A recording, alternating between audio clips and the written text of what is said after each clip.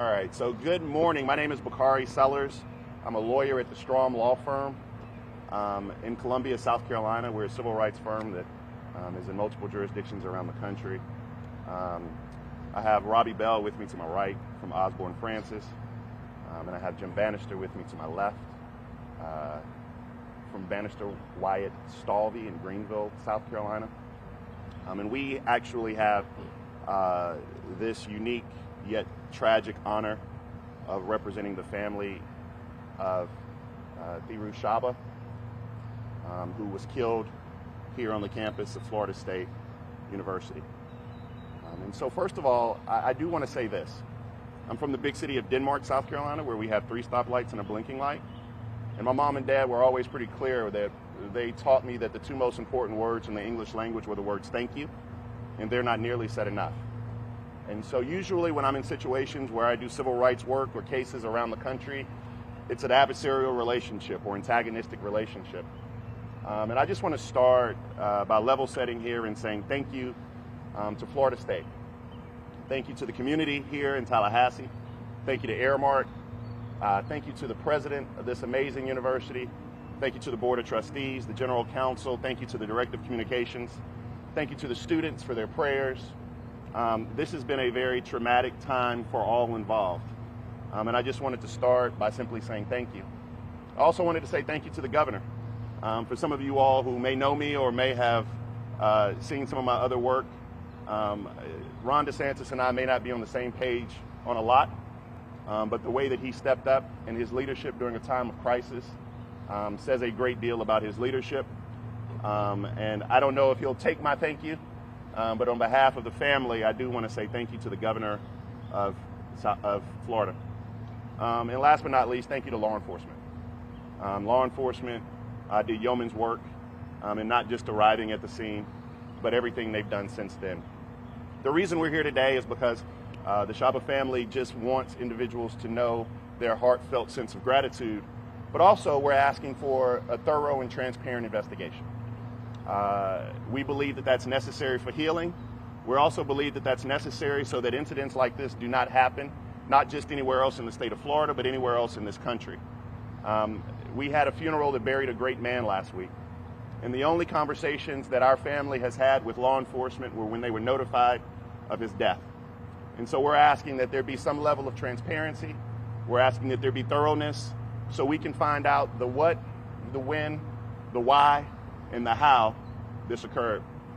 We'll take questions at the end of this. I'm going to allow Mr. Bannister to come up and speak, but the only thing I ask of the media today is to not mention the shooter's name.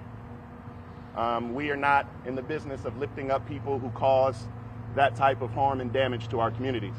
If there are any names you want to lift up, please lift up those who were murdered that day and those who were injured. Mr. Bannister. Thank you. My name's Jim Bannister, and I, along with my co-counsel, represent Thiru Shaba and his family. Last week, he was laid to rest. His family, friends, and particularly his working buddies at Aramark all were there and spoke and told stories about Thiru, about his compassion, his diligence at work, and his abiding sense of humor. And underlying that funeral was questions about why and what happened. The Shaba family has realized that there's a mourning period that will really never end. They will never get over missing Thiru. He won't be there to see his children graduate from high school. He won't be there to see them marry, to have his grandchildren, and he won't be there with his loving wife to grow old with her as they had planned. That was appropriate for then, and that was the focus for the funeral, celebrating his life. But now it's time to try to get some answers to the why and the what. The why may be difficult. It may even be impossible. But the what is a different story. The family can and should be given some certainty about exactly what happened on that day. And so they recognize and they want everybody to know, the officials and law enforcement, that they want there to be a thorough investigation, and they want that time to be appropriate so that that can happen. But every day that they don't have basic answers to what happened is difficult for them. It's hard to process the grief appropriately without a real understanding of everything that happened on that particular day. And so while they want to give law enforcement and officials the time that they need, we want there to be a sense of urgency. To the extent that it can be done as rapidly as possible, that's what they would like. And I would like to say thank you too to the media, because they have respected the family's time to grieve and mourn, but now we're moving into a different process here to figure out what happened. Thank you. Robbie Bell. Good morning. My name is Robbie Bell. As a Florida State alumni, this hits hard at home. For such a special place to me, to be here under this horrific tragedy is hard to put into words. As a Florida State Seminole, we have a very strong community. It's built on integrity, character, and pride. And as being part of the Florida State family for generations, dating back in my family, family is the most important thing. And we are here for one reason: to put the victims and their families first. Thank you. We'll take any questions you all have. Yes, ma'am? What gaps or concerns do you believe exist in the current investigation? We're not sure, mainly because our family and many of us have been kind of left in the dark in terms of what's happening. I will tell you this: Florida State University, Aramark have stepped up. We're not here to cast any aspersions on the university or their leadership. They were gracious enough to give us this space. They showed up at the funeral, which means a lot to the family. But we are asking, and this happens sometimes, either intentionally or unintentionally, anytime you have law enforcement investigating other law enforcement, sometimes things don't necessarily go as they should. And so we want there to be a watchful eye. And we know the governor wants answers. We know that the Florida Department of Law Enforcement wants answers. We just want there to be a little sunlight in the process. Good morning.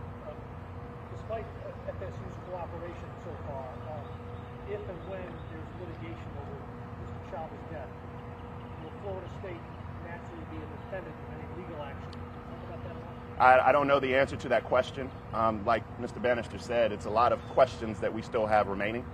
My hope is that this is my hope, my sincerest hope, is that we're able to work together to make these families whole and provide whatever remedies possible without necessarily being antagonistic, without being adversarial. I'm not here for that today. I know there is a great deal of expectation when you have a civil rights lawyer come to town. It's going to be some flame throwing and some rock throwing, but I think that Mr. Bell stated best that this is about family. And we're hopeful that we can have some conversations down the road that may not prove to be adversarial. I'm just not sure yet because we don't have answers to those basic questions. I have a question on Mr. Chaba, if I may. Can you talk a little bit about why was he here at Florida State on that day, and how often did he come here and why? So Mr. Chaba and his family, they reside in Greenville, South Carolina, and he works for Aramark Corporation.